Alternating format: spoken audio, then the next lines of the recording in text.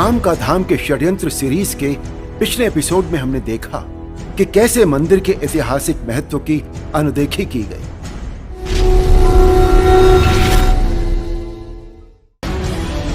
आज हम देखेंगे कि कैसे राम मंदिर से जुड़े सबूतों और इतिहास को मिटाया, यहां तक कि वोट बैंक की लालच में श्री राम के अस्तित्व पर ही सवाल खड़े कर दिए गए।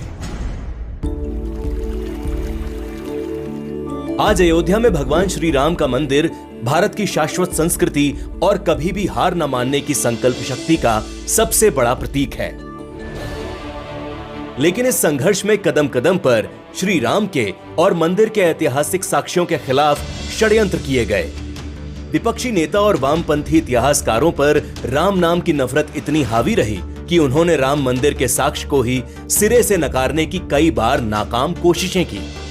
मस्जिद के नीचे खुदाई हुई है, वो बहुत पुराना है, एक जगह थे, लेकिन ये तो वो बुद्धिस्ट थी कि हिंदू थी ये पता ही नहीं था। एक छोटी सी मिली है बहुत नीचे, कोई जिसको मेरे ख्याल में मस्जिद बनने से कोई 800-900 साल पहले, तो वो ये कहते हैं कि ये शिव जी का थोड़ा श्राइन है, लेकिन वो ज़्यादा तो बुद्धिस्ट स्ट्रक्चर मालूम होता है।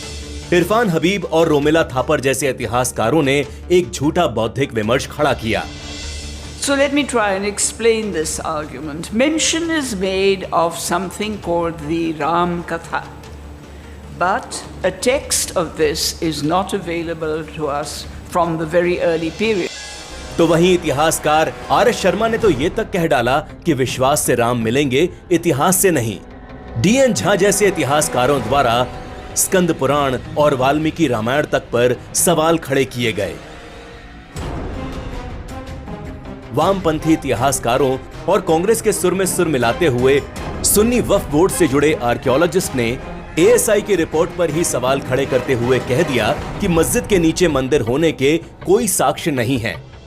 रोज ऐसे ही नए नए फर्जी दावों के दम पर कोर्ट में यह मामला लंबा खींचा गया। कांग्रेस ने तो एक और कदम आगे बढ़ाते हुए राम सेतु मामले में कोर्ट में हलफनामा दायर करके भगवान राम को ही काल्पनिक पात्र बता दिया। ये विडंबना ही कही जा सकती है कि जहां एक तरफ कांग्रेस और वामपंथी इतिहासकार भगवान राम के अस्तित्व पर ही संदेह खड़ा कर रहे थे, वहीं दूसरी तरफ मध्यकालीन विदेशी यात्री जोसेफ टेफेंथैलर, एम मार्टिन और विलियम फिंच के ऐतिहासिक यात्रा विवरण ही कोर्ट के फैसले का आधार बने। इन विदेशी यात्रियों ने यात्रा संस्मरणों में भगवान राम और उनसे जुड़े पवित्र स्थानों का व्यापक उल्लेख किया था। 2019 में सुप्रीम कोर्ट ने आर्कियोलॉजिकल सर्वे ऑफ इंडिया की रिपोर्ट का हवाला देते हुए कहा कि बाबरी मस्जिद का निर्माण किसी खाली जगह पर नहीं किया गया था। विवादित जमीन के नीचे एक और ढांचा था और यह इस्लामिक ढांचा नहीं था। सुप्रीम कोर्ट ने यह भी कहा कि पुरातत्व विभाग की खोज को नजरअंदाज नहीं किया जा सकता।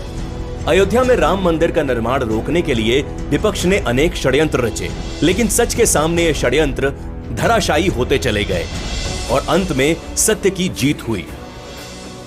यहां तक हमने मंदिर निर्माण के विरुद्ध किए गए बौद्धिक षड्यंत्रों को देखा।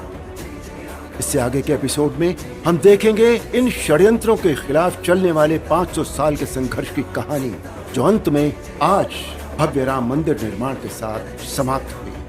तब तक के लिए जय श्री राम। राम राम राम बोलो, जय श्री राम।